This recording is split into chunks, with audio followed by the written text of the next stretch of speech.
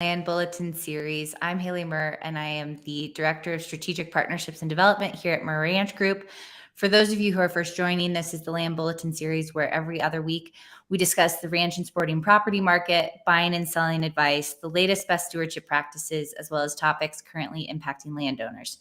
Mirr Ranch Group is a full-service ranch real estate brokerage and consulting company focusing on legacy ranches and sporting and conservation properties around the West.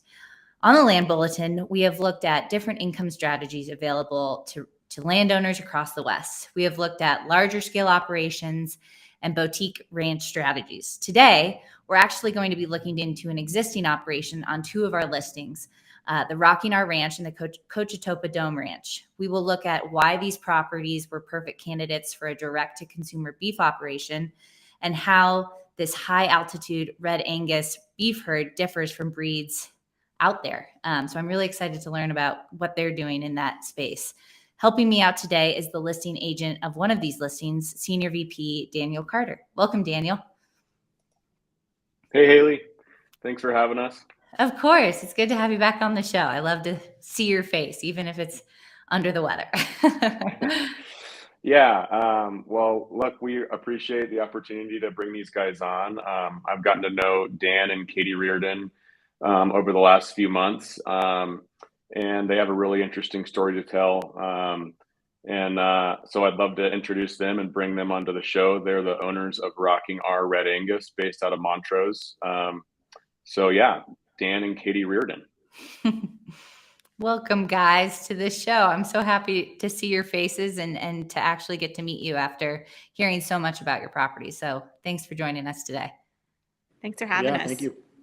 And before we get started into kind of the operation and the strategies and all of these really interesting things you guys are doing up there, I'd love to know about how you all got started and why you entered this space to begin with.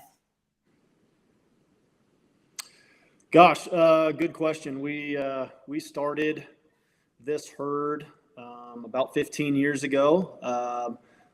Both my parents were in the ranching industry when they grew up.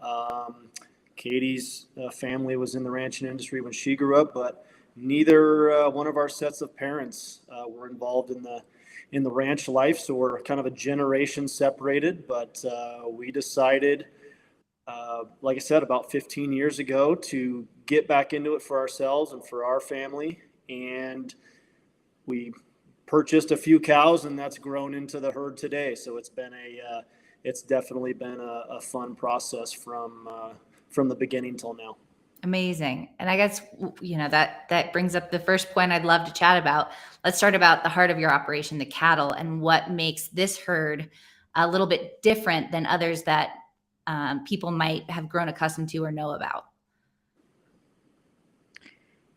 I would say that we focus on raising high altitude Red Angus beef, and it is a huge part of our operation because we are at 9,000, 10,000 feet when they are summering through the pastures. Mm-hmm. And then they never go below about 6,000 feet, which is our place in Montrose. Okay, got it. And what makes that different from others? What do those type of cows need that maybe other cows don't really necessarily need? They have to learn how to weather the winters, or I should say all sorts of weather, from extreme storms and snow and cold. So they have to be a little bit hardier. And then our high altitude ranch has plentiful grass up there. And so with that, it's a little bit higher protein from recent studies that we've read. So that helps in developing their body structure. And then we have multiple springs up there that they can graze and have plentiful water and just the mountain air. Amazing. Yeah. And you were mentioning the winter, and we've spoken to a lot of cattle ranchers who this winter was really intense and hard for a lot of ranchers. Did you experience the same type of effect on your herd, or because they're, accustomed to these harder winters, maybe it was a little bit easier for you guys? Okay, so we calve in January, and so that's a little bit harder on a herd when you have those extreme winter months. So we did lose some, not a lot extreme compared to a lot of ranchers in our area. they really had a tough winter. So ours weathered really well. I think the mamas are used to pushing through those extreme temperatures, and they really know how to care for their calves. Amazing. And we've talked a little bit about how your strategies differ from other ranchers. You guys have two kind of distinct operations that occur, it sounds like, at your property. Do you mind telling the listeners a little bit about those two income strategies that you have at your operation? Sure. We have, two very different sides of our operation from a business standpoint, and each one of us basically runs that side of the business.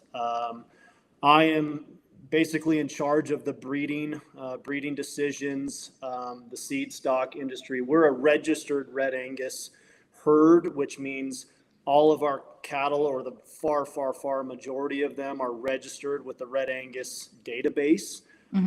So those registered cows all have what's called EPDs, and basically those are genetic information that can go back decades. And so we can see how these cows have done for a very long period of time. And we use all of those statistics to base our breeding decisions. And so when we go to sell, and when I go to sell bulls to a customer that needs a bull to put on his cows for his herd, we know exactly what those statistics mean. He may excel at marbling. He may excel at growth. He may excel on breeding heifers, so their calving ease is really good. Those decisions are based on the fact that they're registered Red Angus cows and registered Red Angus bulls.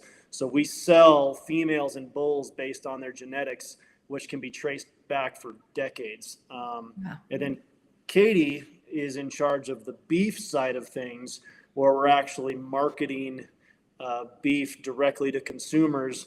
But the nice thing about that is we still have the ability of knowing exactly what those cows, what those steers, what those heifers have done. So we know what their genetic ability is as far as marbling, as far as carcass traits, and that type of thing. So everything is tracked. And I think one of the transitions we've seen since COVID is people want to know where their animals come from, where their beef comes from, where their food comes from. And not only can we tell them that from a statistical standpoint, but obviously we're in the herd every day, so we can do that from a personal standpoint as well.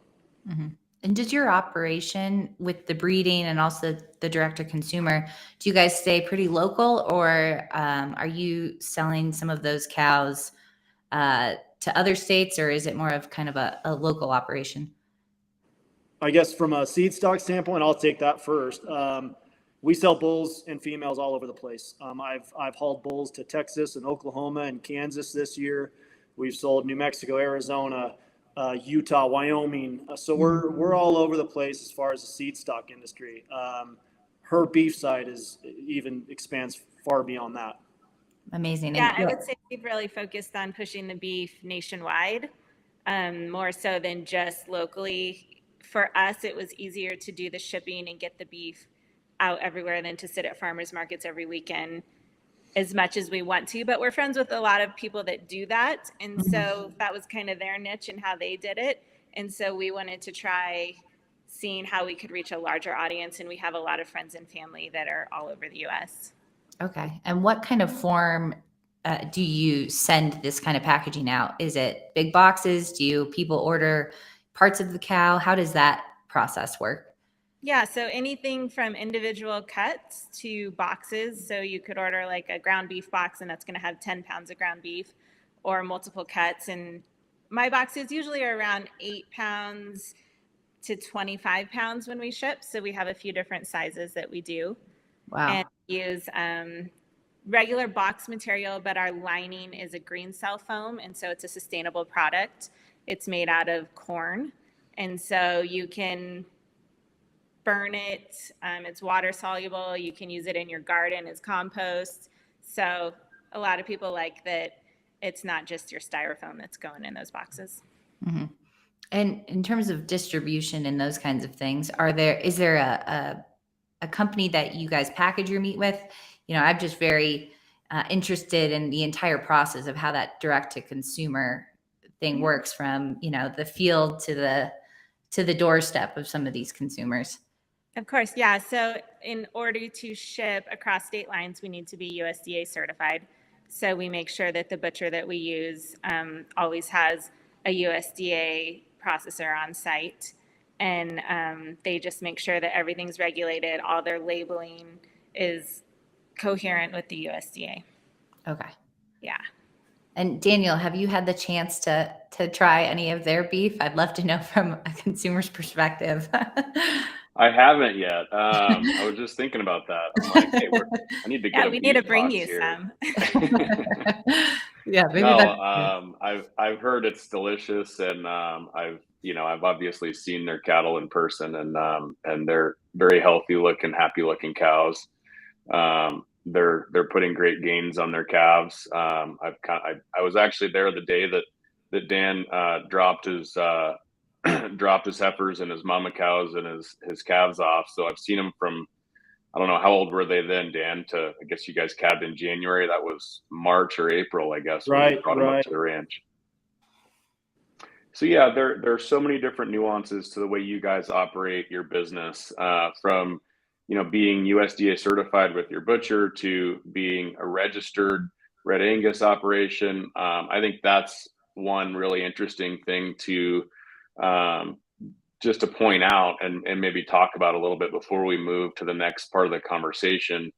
Can you talk a little bit about why you want to be a registered operation and why you've selected Red Angus as your breed? Sure. Well, we actually started out with a really small herd of black cattle, and my mom grew up raising Red Angus. And when we decided to really grow this to what we wanted to do, it was time for me to kind of get back to those roots. And not only did we have the familiarity with when I would always go visit my mom's family, but there's the Red Angus female is kind of known in the industry as really, really good mothers, really good docility. And we were not only trying to raise a cattle herd, but we were also raising very small children. So I always tell people when they contact me, hey, I need a bull, but I don't want anything that's mean. I want to have something that's gentle. And my response to them is, we don't have anything here that is not gentle. If my small kids can't get in the corral with a bunch of bulls in there, then I have no interest in being around them. So when we decided to get into the Red Angus breed for good, we liquidated all of our black cattle and went 100% with registered Red Angus. There was, like I said, a kind of something that I would always remember back as a kid, but also when we decided to do this as a family, I wanted cattle that could be really good mothers to calve in the winter, and cattle that we could all be around in small confined spaces and not have to worry about. And that's kind of where we're at now. The second part of the question, as far as being registered, I've been around cattle a lot, for a long time, and I love the commercial side of the industry as well, but I wanted to do something more. I love data. I love statistics. I love looking at all my herd and knowing which cattle excel and with their different attributes. People, kind of call me a data dork. I love looking at their EPDs and knowing each one. And I know ear tags, and I can tell you, what, F825, what that cow can do genetically, so I can pass that on to my customers. So I love raising seed stock that are going to go on to the next herd, whether it's commercial or registered producers, which quite honestly, 95% of our customers are commercial cattlemen. I love being able to see what those bulls and what those females will do for their herd to hopefully improve what they're doing. Yeah. And how do those certifications that you're talking about reflect in pricing and those kinds of things for the direct to consumer piece too? Well, I mean, real quick from a kind of an overhead standpoint, in order to register our calves, we blood test everything. So we take a DNA sample of every single calf that hits the ground so we can prove to Red Angus the female that it came from and the bull that it came from. And the problem is if you don't do that, you really don't know where a calf comes from, because as we all know, bulls get in with other cows if they want to. And so, whether it's a cow that accidentally got in through a break in the fence or a bull that got through, I always tell people, if you don't blood test them, you really don't know. So when we do our DNA testing, which is through Red Angus, through Neogen, the lab, we are 100% sure of where those calves came from. We know their sire, we know their dam. We take it a step further and match up their dam as well. So we have 100% confidence. That comes with a cost. And so we choose to do that so our customers know exactly where they come from. But I feel that cost is well worth it, because then our customers know the history, and we can tell them absolutely for sure where that calf came from. As far as the beef side of things, I'll let Katie handle that. As far as the importance of those calves, knowing where they come from.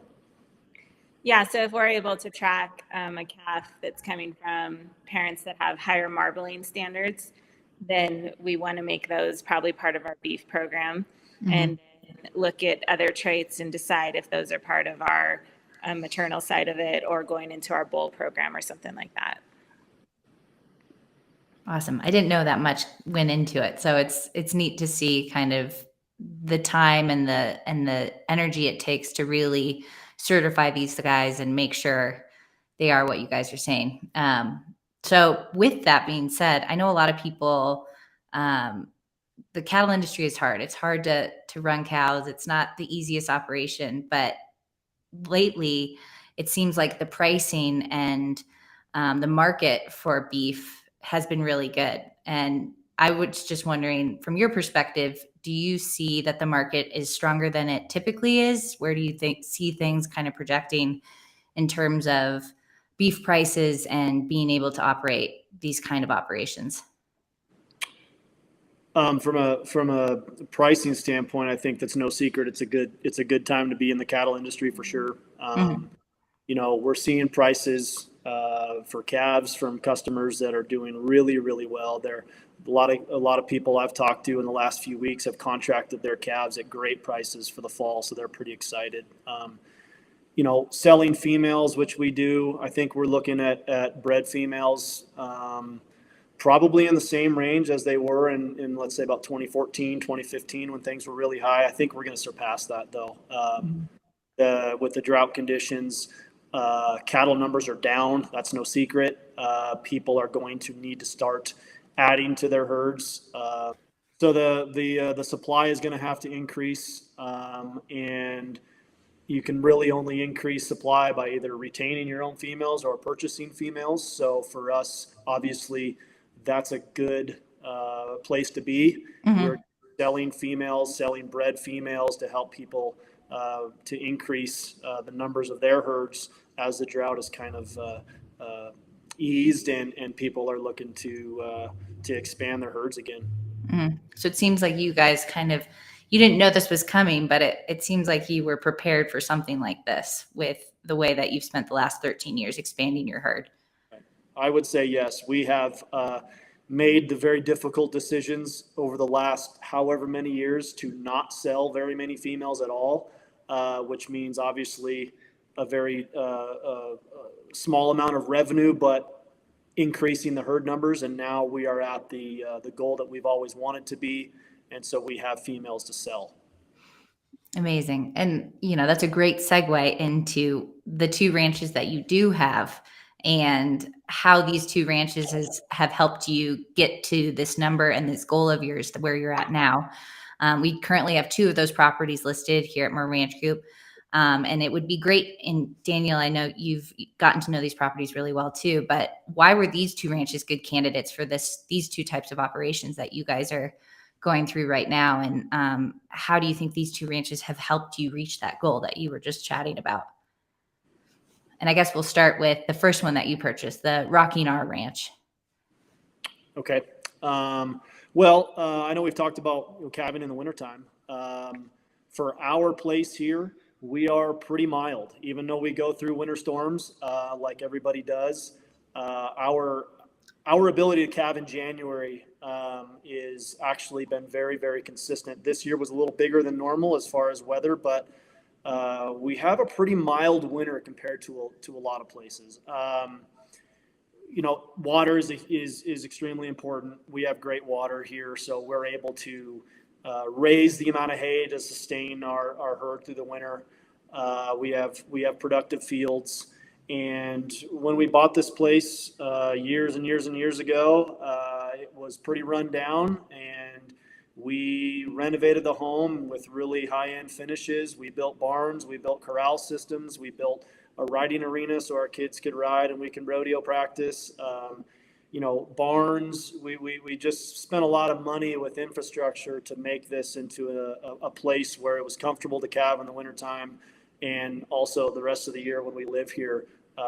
It's a really nice place to be. And being that we're a cattle operation, but we're 7 minutes from town, is great. If we have to run in to get something or we need something in a hurry, it's right there. So that's really nice.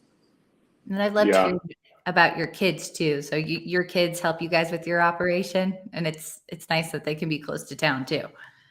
Yeah, they are a huge part, especially Nolan, our son. He's 15 and obviously grown up with this his whole life. So I would say the two of them, and then Lila, she's 11. The two of them are like our right-hand mans. We always say we get so much more done when it's just the four of us than if we hire a ranch hand or things like that. It's just everybody kind of knows how everybody works, and it's very smooth.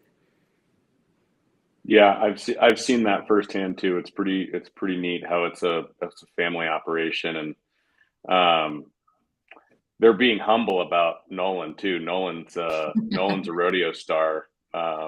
He's a really talented rodeo. You guys want to give him a plug real quick? How awesome he's been lately? I'll give him a personal plug, because if I need to doctor something, he's up. He's the one that's going to rope it, because he is a whole lot better roper than I am. Wow. But we try to do almost everything with our cattle by horseback. We believe in that, and when we decided to get into this a long time ago, the family part of it was a major reason why. But if we need to do something and something needs to be roped, Nolan's the one that's going to do it, because it needs to be done. The job needs to be done, and we are super fortunate and super grateful that we have the ability to do that. What place did he take at nationals, Dan? Well, he went into the short go as number one in the world and ended up, what did he end up, 7th, 8th? Yeah. Drew a big old soggy calf that had trouble getting to the ground, and so he had an amazing nationals and did really well. It was really fun. Yeah. Wow. We're talking about everybody, competing against everybody in the not only United States, but Canada, Mexico, Australia. It was an incredible experience. That's so cool. I had no idea. To be He's a top cool 10 kid. in anything. Yeah. Pretty proud of him for Yeah, sure. yeah. It's been a fun ride. Yeah, it's nice that you've got him on staff then, like you're saying, whenever you need him. It's huge. We're after this, we're heading up to the ranch, and we'll be riding through everything today and tomorrow, and if the job needs to be done, we'll get it done. And when you say you're going up to the ranch, so you guys live at the Rocking R, and then I know there's the second property that you guys have listed, and that is your summer grazing piece, Cochetopa. Can you guys tell us a little bit about that property? And Daniel, since you have that listed too, I know you have a lot to say, but. Yeah, so our Cochetopa property is outside of Gunnison. What would you say, Daniel, about 30 minutes outside of Gunnison? 30, 40 minutes south of Gunnison. Mm-hmm. Yeah, and up there we have enough acreage for grazing our cattle through the winter months. It is also supplemented with a BLM lease, and so we are able to push them up there. When does that start? Oh, we take them up in April, and they'll be there through Thanksgiving. Yeah. Yeah. And our ranch up there, it continuously supports 250 pairs. And so we have everybody up there from our heifers to all of our mama cows and calves. And the ranch has an extreme abundance of water. I think that's a big thing that caused us to fall in love with it. Not only is it at the base of the Cochetopa Dome, which is just beautiful scenery, but the water up there is like nothing we've seen. You have artesian wells that, I mean, I've never seen something put out so much water, and it's a mild temperature well that never freezes. Wow. You can see the steam coming off of it in the winter months and stuff. It's pretty cool. And then just multiple springs. The house is serviced by a spring up there, and it just helps that grass continue to grow with all the sub irrigation and everything on the bottom layer too. So, and then also I would say hunting. Hunting's a huge part of our lives. We had an outfitting company for a long time when we decided that our kids were getting older and we weren't able to hunt with them, and Dan was gone all the time with other hunters. It was kind of our wake-up call that we wanted a ranch that you could also hunt on. And so there's amazing elk up there, deer, we've seen bear. So it's been, antelope. Yeah. One of my favorites is antelope for sure. No, it's funny. We sold our outfitting business because I just never had time to hunt with the kids, and we've been able to do that up on Cochetope, and we've taken some nice bulls up there, and actually, we have found for our family hunting, it's been better than the quote unquote hunting ranch that we sold in order to buy Cochetope. So it's been great. Yeah. And not to mention the fishing. The stream that runs right through the ranch has a bunch of brown trout. We also have some lakes on the property, and kids are constantly out there with their fly rods catching dinner, and it's just such a fun, peaceful experience. And the ducks, Nolan is an extreme avid duck hunter. Wow. At the winter months, he is all about going up there when that water's still open. So this is like Nolan's kingdom. It seems like he can do it all. He's the big waterfowl guy for sure. He's our outdoor kid for sure. Amazing. And Daniel, I know you love that area. You have a ranch up near there, so I know that area to you too is really special, and you understand the importance and why this place is so unique. Yeah, I mean, that's kind of how we found I found Dan and Katie, and my place kind of I wouldn't say is a direct neighbor, but we're a 10-minute drive from them. And I can just say that everything that they have mentioned about the area as far as the hunting and fishing and recreational amenities is 100%, and that's why I love it up there too. The ranch that they have up there is really special in that you're right in the middle of this recreational paradise. It's an area, it's located in Swatch County, one of the more sparsely populated counties in the state of Colorado. So it's a very rural feel. The amount of public land that surrounds this area is spectacular. I mean, there's only really a handful of private ranches in this basin that we're located in. The Cochetopa Dome is a really prominent landmark. That whole area is actually an ancient caldera of a volcano. So you have this kind of special foothills and mountains surrounding. You've got the La Garita Wilderness area to the south. So you just have an expansive amount of wilderness and public lands around you. And then their property itself offers, some really significant agricultural resources that aren't found, on the neighbors, as much either. The amount of water on this place can't really be overstated. They have a significant amount of water. The artesianal wells that Katie mentioned are pretty rare. We see them, in some other places, but it provides a water source that is exclusive to the ranch, right? Like we're used to seeing water rights in seniority out of streams, and they have some of those water rights too out of West Pass Creek. the spring water that comes out of the ground is not an inflow type of water, right? So this is just coming out of the ground on their ranch all the time. It's really significant to how good the grass that they grow is, and it happens all the time. They have the ability to move that water around through ditches, and so it's just a very well-rounded ranch, from having operational resources to do what they do so well, but then have these recreational resources on top of it that allow you to enjoy a place. And it's very rural Southwest Colorado. It has a really distinct feel to it that can only really be experienced by being on the place. But I think, to back up a second, I would love to just chat a little bit about these two properties in conjunction with each other. So Rocking R Ranch is really Dan and Katie's home place. It's a 116-acre property outside of Montrose, Colorado. This is where they grow their hay. This is where they winter their cows. This is where they're talking to us today from. So that's their home place. And then, like they've mentioned, they move their cattle up to the summer place, which is the Cochetopa Dome Ranch. It's 1,612 acres, and it has about a 450-acre BLM lease. The lease is fenced into the property, so it really acts as part of the property. It is an allotment, but it's in conjunction and well run, well integrated into the property, I should say. So they're operating these properties, in conjunction with each other. They really complement each other. I think maybe what the listeners are wondering, they have this amazing operation going on, and why would they be selling these properties? So I think we can talk a little bit about that. I want to talk, a little bit more about the Montrose place too. But the reason these guys are selling is they're scaling up, right? Mm-hmm. So the Cochetopa Dome Ranch has about a 250 head max capacity, and they've reached that.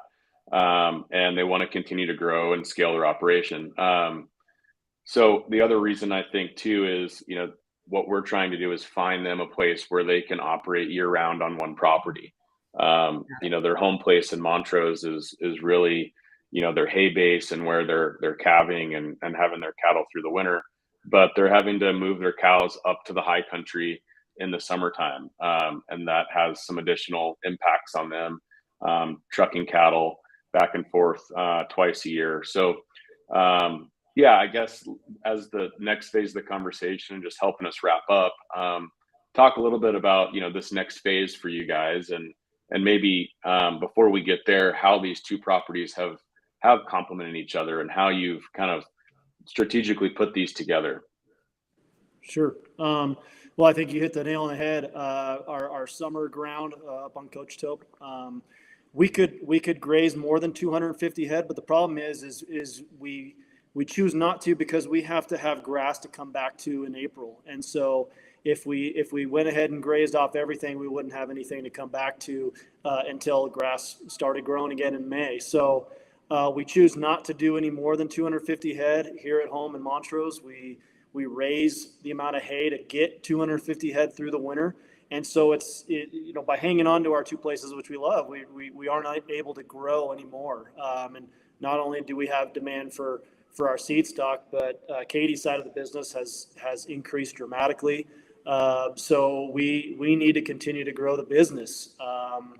And number two, in all honesty, I want to, and all of us want to spend more time on horseback and less time in the truck. And so, driving back and forth, even though it's not a huge distance, it's just time, spent on the road versus time spent in and out of the cows, which we want to increase that time and decrease the amount of time that we're in the truck going from one place to the other. So we have decided, and not an easy decision, but we've decided that it's time to try to find a place that we can hopefully do everything in one place, and at the same time increase the herd numbers, since we have the ability to do that.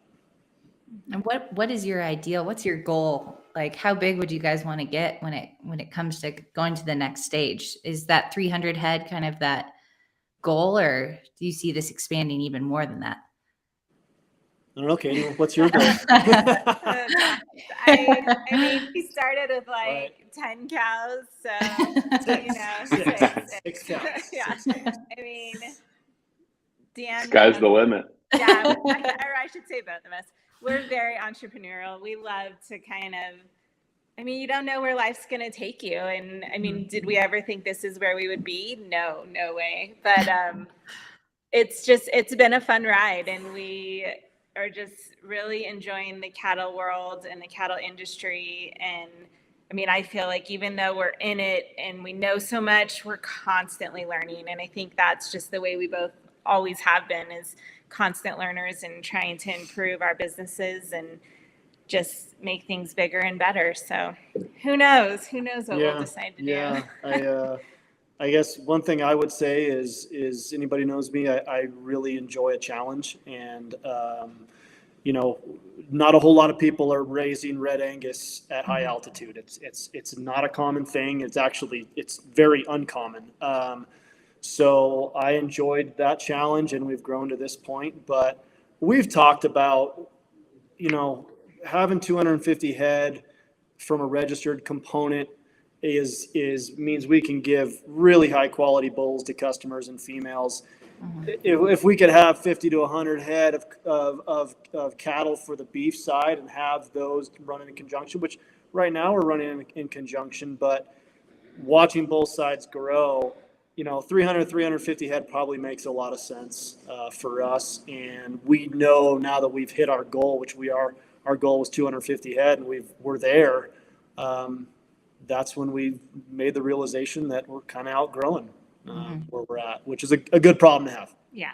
I mean, in Montrose, it's a great community. I mean, anybody with a family, retiree, there is just so much infrastructure going on in Montrose, and anything you would need, but then you also get the rural aspect of it, and you get that peace and quiet, which is a huge thing we love. So, and great schools and great families and everything. Yeah. And sorry, Dana, you can go. I was just going to say, as we're wrapping up, I think we should talk a little bit and mention the versatility of both of these properties too, right? So like Dan and Katie have utilized both of these properties for their specific use. They're maximizing the hay production and the cattle facilities, and they've improved the properties for their purposes. And you talk about the dome property, the mountain property. It's primarily being used as summer grazing. Dan, you and I have talked about, someone else, a future owner of that ranch, might decide to put some of that ground into hay production. Yeah, absolutely. And there are different ways in which to look at these properties. They don't have to be run exactly the way that Dan and Katie are utilizing them now. Both of them are highly versatile. I look at the more and more I become familiar with the Cochetopa Dome Ranch, and the water we've talked about a few different times over the last 45 minutes.